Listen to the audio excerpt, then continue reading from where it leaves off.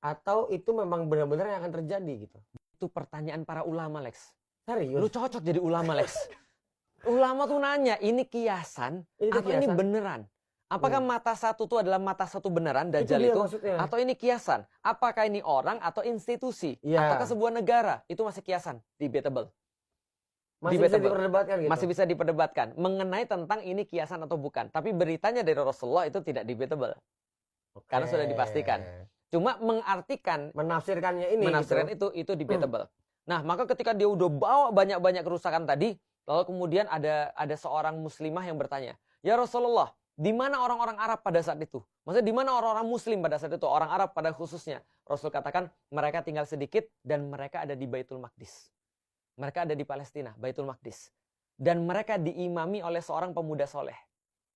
Oh, siapa pemuda soleh nih? Debatable. Ada yang bilang Imam Mahdi. Tapi belum nggak ada secara detail, cuman itu tanda-tanda gitu ya. Mungkin bukan lu, Lex.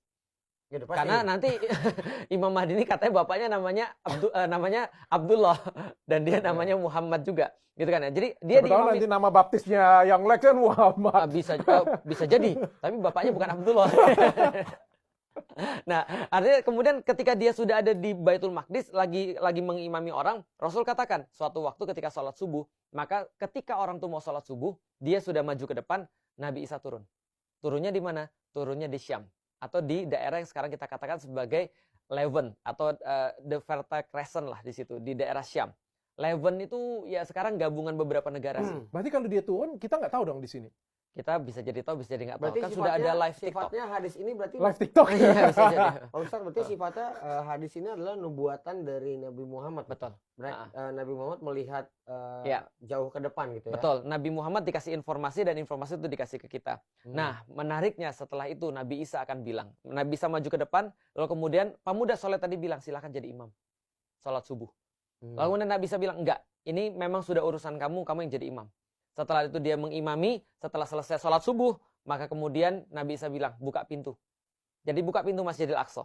Ketika dibuka, di situ sudah ada Dajjal nunggu bersama 70.000 Yahudi Bani Isfahan, kata Rasulullah. Jadi diceritakan. Balik lagi ya, kiasan atau enggak nanti bisa kita bahas ya. Lalu kemudian dia ngelihat Isa, Nabi Isa atau Yesus ngelihat Dajjal itu setengah badannya lumer. Seperti garam kena air, kata Rasulullah. Lalu kemudian dia dikejar sama Isa, lari, dan kemudian dia dibunuh oleh Yesus atau Isa di bab Lut, di pintu Lut di daerah Palestina. Jadi tempatnya udah di state. Dari tadi kepala gue waktu Pak Ustaz cerita ini kayak film ya? Iya, kayak film loh. Lagi mikir gitu adegan per adegan tadi. Betul.